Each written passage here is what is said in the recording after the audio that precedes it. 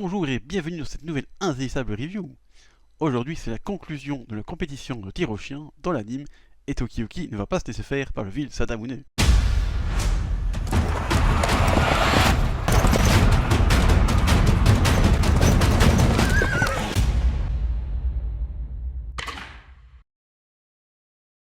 Avant l'opening, on a directement la suite de la compétition où Tokiyuki semble bien secoué par Sadamune qui a décidé de l'empêcher de tirer pour revenir au score. Parce que il triche un peu le garçon, c'est pas bien ça. Ces scènes sont assez fidèles au manga et l'animation est correcte. Il y a encore quelques plans de CGI qui se démarquent trop à mon goût, mais c'est moins souvent que dans l'épisode précédent, et on voit la CGI, mais ça paraît plus peaufiné la majorité du temps. Je sais pas, ça me perturbe moins. Alors je me suis habitué à la CGI, ce serait un peu dommage, mais voilà. Donc pour l'instant, ce coup-là, c'est mieux qu'avant. Il y a aussi une petite BGM, donc une musique de fond entraînante, plutôt sympa, sans qu'elle soit mémorable, mais bon, c'est pas une scène super importante non plus, donc c'est pas un drame. Ensuite, la scène du conseil ou de Yorishige de fuir en tirant des flèches est plutôt bonne, car Cloverworks utilise les atouts d'une adaptation animée pour bien mettre en valeur l'aura lumineuse que dégage Yorishige, ce qui donne un excellent impact à ce précieux conseil. Tokiyuki met donc ce conseil en application tout de suite et se met à fuir Sadamune. C'est pas très vif et je pense qu'on est toujours sur de la CGI, mais j'ai un doute, donc ça veut dire que c'est mieux fait, parce que du coup c'est mieux caché. Moi je le vois pas bien. Je sais pas, j'ai un doute, donc alors que l'épisode de la semaine passée, il n'y avait pas de doute, ça se voyait très fort. Cela dit, les changements de point de vue et les bruitages du galop rendent la scène suffisamment immersive, et le zoom sur l'œil de Tokiyuki, avec un bruitage, ça rend super bien, et ça permet de placer les explications, enfin les pensées de Tokiyuki d'une manière dynamique. Après cela vient le premier moment important de cette compétition. Tokiyuki trouve enfin une stratégie pour vaincre Sadamune, et arrive à contorsionner son corps pour tirer sur le vil gouverneur qui se préparait à lui foncer dessus. On est toujours sur de la CGI, donc je pense que ça n'a pas l'impact du manga, où son support et ses cases fixes lui permettent, dans ce moment-là, d'être beau et détaillé, ce que bon, l'anime ne peut pas permettre tout de suite, parce que bon, faut quand même animer tout ça, et bon, des trucs super détaillés, c'est très difficile à animer, donc forcément, il faut avoir une espèce de compromis. Mais le second plan est bien plus réussi, je trouve, de ce côté-là. Je pense qu'on a toujours de la CGI, mais alors, je sais pas, elle a l'air un peu mieux camouflée. Donc en plus, on a un point de vue intéressant, donc c'est d'avoir la flèche qui est tirée en direction du spectateur. Donc franchement, ça c'est super dynamique et t'as vraiment l'impression de te prendre la flèche comme se prend la flèche Sadamune. Le plan suivant aussi est très joli, avec une très belle perspective pour Tokiyuki et une tête sacrément drôle pour le pauvre Sadamune qui se prend une flèche en plein coup. Bon, avant de continuer cette petite opposition, je dois juste dire que Cloverworks fait une très bonne utilisation de Sua Moritaka, le commentateur de ce sanctuaire. Son seiyuu, Ishiguro Fumitake, lui donne une voix parfaite de commentateur passionné, ce qui rend ses interventions aussi intéressantes que passionnantes, et lui donne même des répliques qu'il n'a pas dans le manga, pour bien mettre en valeur sa position de commentateur. Donc parfois il prend une réplique de Yorishige, une d'un autre personnage, et tout est concentré sur le commentateur, ce qui n'est pas une mauvaise idée. Bon, parfois ça m'énerve un peu les commentaires d'un combat. J'ai des souvenirs de Dragon Ball Super où ils faisaient ça un peu trop souvent pendant le tournoi du pouvoir, c'était un peu casse-pied. Mais là ça va, je trouve c'est bref, c'est passionné, belle prestation du seiyuu, franchement c'est top. Et voilà, cette parenthèse faite, retournons au tir au chien, car après que Tokiyuki ait touché Sadamune, qui tombe du coup de son cheval, la scène où Tokiyuki revient à la charge est bien réalisée, car on voit Tokiyuki tourner autour de son adversaire comme un vautour avec une charogne, le tout rythmé par les bruits du galop, mais aussi une musique assez épique, aux sonorités plus traditionnelles, comme ça on dirait des tambours, c'est les grands tambours japonais. Donc franchement, c'est pas mal du tout. Et du coup, ça va parfaitement avec la scène, parce que franchement, ça donne vraiment une sensation épique. On sent bien la montée de la tension, et que le prochain coup de Tokiyuki sera décisif. Et d'ailleurs, il le sera, car Tokiyuki fonce alors Sadamune, qui se protège alors le visage pour empêcher son jeune adversaire de marquer le plus de points, car le plus de points, c'est la tête. Mais c'est là que Tokiyuki saute au-dessus de Sadamune avec un plan bien réussi, saut au ralenti. Donc je trouve ça un bel effet pour rendre ça plus épique. C'est un effet classique, mais bon, voilà, je trouve que c'est bien utilisé. Et après cette cascade, Tokiyuki décoche son fameux tir part, pour que la flèche arrive dans l'oreille de Sadamune. J'avais un peu peur que la CGI ne vienne un peu ruiner cette scène, que j'ai beaucoup aimé dans le manga, mais finalement ça passe bien. Le spectacle qu'est cette scène est bien présent, et l'impact de la flèche sur Sadamune est puissant. Bon, surtout qu'ils l'ont refait 3 fois pour qu'on ait bien compris qu'il se prend une flèche. Ça, c'est un peu la technique classique, mais voilà, ici je trouve que ça va bien. À la limite, j'aurais peut-être une seule chose à regretter, c'est qu'au tout début de cette scène, dans le manga, Tokiyuki fait mine de viser Sadamune de loin. C'est donc pour ça que ce dernier se cache le visage et ne pense pas à fuir. Cette petite feinte n'est pas dans l'anime malheureusement, et c'est un peu dommage car c'était plutôt intelligent de la part de Tokiyuki d'enfumer ainsi le perspicace Sadamune. Mais bon, parfois il faut faire des choix, je suppose qu'ils se sont dit que ça c'était pas possible. Ou alors ça n'allait pas avec la scène, je ne sais pas, mais bon voilà. C'est un peu dommage, mais c'est pas non plus catastrophique, quoi. Du coup, je chipote. La seule m'a plu tout de même. C'était bon de voir Sadamune se faire ainsi avoir. Lui, le maître incontesté de l'archerie. Parce que, bon, le pauvre, il s'est quand même fait battre par un garçon de 8 ans. Mais bon, c'est Tokiyuki aussi. Hein. Après cela, il y a une info culturelle à nouveau. Hein, ça fait toujours plaisir, les infos culturelles. Sur le fameux tir part, justement. Et encore une fois, c'est très bien illustré. J'ai beaucoup aimé la scène où ils illustrent ça avec une espèce de gravure antique. Puis après, un petit dessin style aquarelle. Donc franchement, c'est joli. Et ensuite, eh bien, en plus de sa victoire, Tokiyuki, il se permet une punchline. Hein, c'est pas son genre, mais là, il s'est dit tiens, je vais en profiter. En déclarant que la flèche à l'oreille est une vengeance pour ce qu'a fait Sadamune à une servante du sanctuaire dans l'épisode précédent, ou il y a 2 épisodes, je sais plus.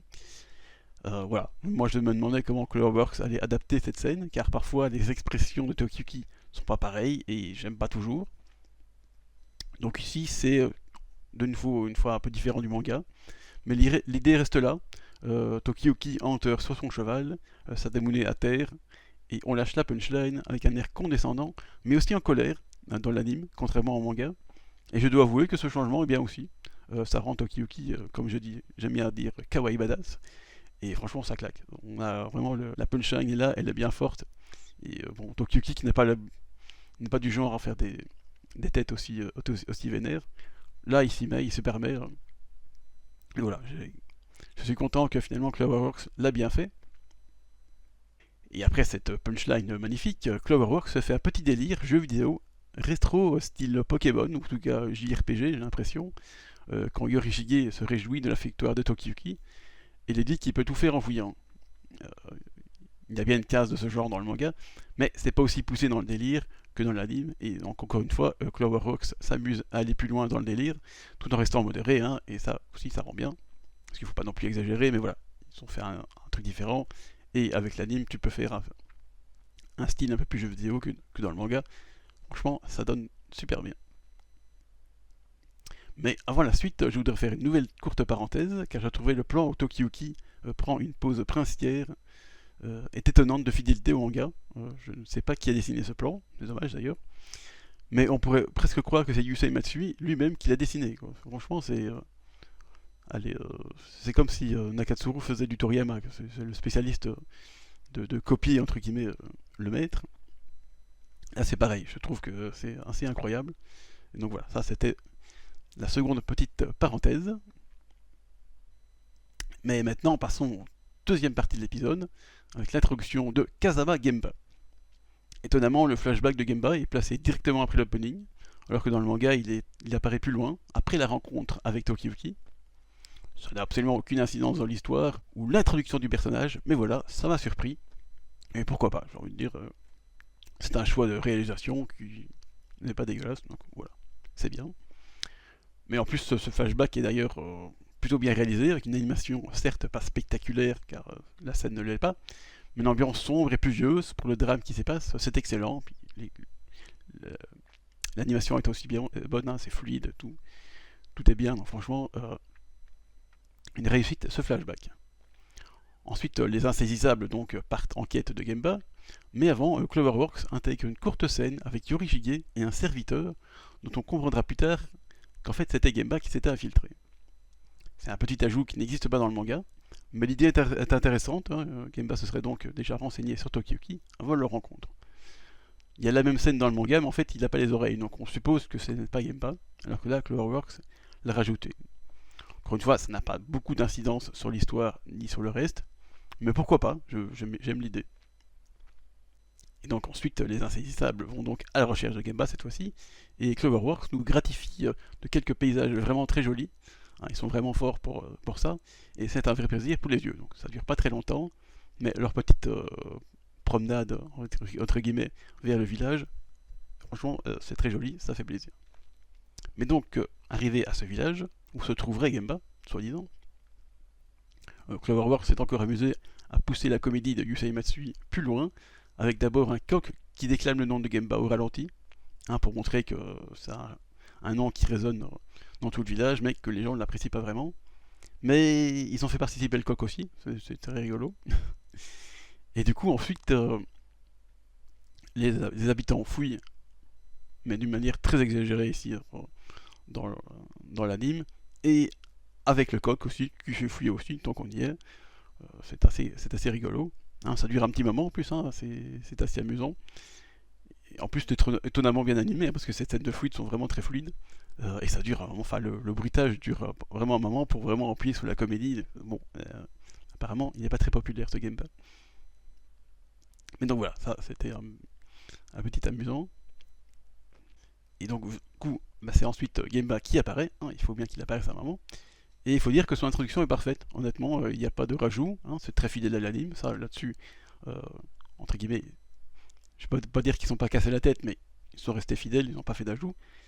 Mais il y a aussi, la fidélité est poussée assez loin parce qu'il y a des plans très détaillés, comme dans le manga, c'est vraiment super bien fait, et ça donne vraiment un impact au personnage qu'on introduit. De plus, Saseyu, Yuki Aoi, joue le personnage à la perfection, je le trouve. Elle lui donne un ton de voix jeune, mais aussi impertinent et malicieux, qui va parfaitement au caractère donné par Yusei Matsui. Du coup, je suis vraiment épaté par sa prestation, même si j'avais déjà entendu quelques extraits par-ci par-là dans les teasers qu'on a eus. Mais là, franchement, c'est sa grande entrée, et c'est vraiment nickel. J'adore ce qu'elle a produit. Et donc ensuite, ça reste toujours fidèle le manga, là, il ne faut pas d'excentricité. Mais je trouve la scène où Shizuku et Kojiro se transforment en ange et en démon pour convaincre Gemba de collaborer assez réussie, car même s'il n'y a rien de plus comparé au manga, la mise en scène est réussie et la musique de fond plutôt amusante va bien avec la comédie de la scène. Donc encore une fois, c'est fidèle, mais c'est bien fait, quoi. Franchement, d'ailleurs la CGI a disparu, hein, en tout cas on la voit plus, et franchement ça fait plaisir, quoi. Donc il y a vraiment c'est beaucoup plus fluide, on voit quand même que il y a des expressions plus humaines, enfin, vraiment, là on voit que soit la CGI est moindre et mieux maîtrisée, soit elle a disparu complètement, et franchement ça fait plaisir. Ensuite vient la scène du vol du rescrit de Sadamune, hein, celui qui s'est fait d'agiter pour voler les terres de Yorishige. Et là, bizarrement, les explications de Shizuku concernant le plan de la résidence de Sadamune a été laissées de côté. Je trouve ça un peu étrange, car ça explique comment Gemba et Tokiyuki savent où aller, mais bon, c'est pas trop grave non plus. Hein, il y a une phrase de Gemba qui l'explique, mais j'avoue avoir préféré ce petit moment, non, cette petite scène montrant les talents d'intendance et de préparation de Shizuku, parce que du coup, ça permet aussi d'étoffer un peu le personnage. Mais bon, Cloverworks a décidé de ne pas le faire, peut-être qu'ils le feront par après, je ne sais pas. Mais voilà, c'était juste ça à noter. Ensuite, l'infiltration de Gemba est superbement animée, hein, c'est rapide, fluide, et parfaitement raccord avec le manga, donc c'est exactement la même scène, mais qu'ils animent vraiment d'une manière très vif et très... Enfin, c'est parfait, quoi. Franchement, ça donne envie, c'est dynamique, quoi, vraiment. Donc ça, c'est cool. Après ça, on a bien notre dose de Tokiyuki excité face aux capacités de Gemba. Hein, c'est important dans un épisode d'avoir au moins 2 secondes de Tokiyuki complètement... un peu flippant parfois, mais drôle en même temps. Tu vois. Donc là, c'est un peu différent du manga, mais ça garde l'idée que Tokiyuki est très enjoué par les capacités de Gemba. Donc voilà, c'est tout ce qu'on demande, c'est qu'on garde l'esprit du truc, et s'ils ont envie de faire un peu différent, ben, tant pis pour eux. C'est très bien aussi. La filtration continue, avec des courtes scènes plutôt fluides, qui agrémentent bien la discussion entre Tokiyuki et Gemba. Et c'est encore une fois bien pensé, car adapter fidèlement le manga là ici n'aurait pas été très bonne idée, ça aurait été très statique, hein, parce que dans le manga c'est juste une case ou deux, où ils discutent. Et donc du coup, bon voilà, c'est pas très intéressant dans un anime où c'est censé un peu bouger quand même. Donc là, encore une fois, bien vu. Ensuite, Cloverworks rajoute une petite scène où Tokiyuki se retrouve seul et tente de se cacher tout en pensant apercevoir Sadamune et pensant du coup que Gemba l'a trahi. C'est encore une excellente idée, je trouve, de développer sa crainte ainsi, tout en introduisant la capacité de Gemba à se transformer. On peut vraiment penser que c'est Sadamune et que le danger est donc réel avant de voir le gouverneur avec des très jolies oreilles. Parce que bon, quand tu connais le manga, tu sais très bien ce qui va se passer. Donc à la limite, ça marche pas sur moi par exemple, parce que bon, je sais très bien que c'est pas Sadamune. Mais quand tu vois que l'anime, bah du coup, je veux dire que la mise en scène est bien faite pour penser qu'en fait, ils sont dans la merde parce qu'il y a Sadamune qui est là. Mais en fait, non, c'est pas lui parce qu'il a des jolies oreilles. Ça, c'est encore tout à fait la comédie de Matsui. Et puis Sadamune qui dit voilà, je voulais garder ses oreilles parce que je veux qu'on me trouve mignon. Bon voilà, Sadamune ne dirait jamais ça, mais les gardes n'y voient que du feu, c'est rigolo. Mais du coup, une fois infiltré dans la salle où se trouve ce rescrit, le Gemba se transforme en Tokiyuki, pour le charrier un peu, et franchement, c'est super réussi quoi. Cloverworks reproduit bien l'expression espiègle et un peu moqueuse que prend Gemba. Franchement, c'est parfait. Je sais pas comment ils allaient adapter ça non plus, mais ça c'est bien foutu. Et en plus, toutes les petites scènes sont bien animées. Enfin, vraiment les décors, tout ça. Enfin, ça ne fait pas dire à chaque review, mais voilà, franchement, tout le package est vraiment superbement fait. Franchement, c'est un plaisir à chaque fois. Il faut bien que l'épisode se termine. Et ici, il se termine avec Ishikawa, le complice de Sadamune, mais aussi le vice-gouverneur de la province de Shimano, dont on découvre en fait Louis surdéveloppé, parce qu'il entend autant Gemba que les gardes partis à la barrière nord, qui sont vraiment vachement loin quand même. Donc on voit déjà ses capacités. Et donc voilà, c'était donc un épisode riche en événements, que j'ai beaucoup apprécié d'ailleurs. Comme je disais tout à l'heure, la CGI n'est plus très visible, une fois la compétition de tir au chien terminée. Et l'animation fut donc largement plus appréciable, je trouve, encore avec des mises en scène réussies, tout comme l'introduction de Gemba, où, je le redis, Saseyu Yuki Aoi fait un travail extraordinaire, même si les autres aussi le font très bien. Je le dis, mais comme c'est la nouvelle arrivée dans la dîme, c'est elle dont je parle, mais les autres aussi sont très bien. Franchement, j'ai rien à dire sur les voix. Il y a toujours des variations de voix incroyables, je trouve, qui savent s'adapter à la comédie, au drame, au normal, entre guillemets, si je puis dire. Donc franchement, de ce côté-là, c'est vraiment parfait. Et du coup, je vais conclure cette review ici, et je vous donne rendez-vous la semaine prochaine pour l'épisode 6. Au revoir.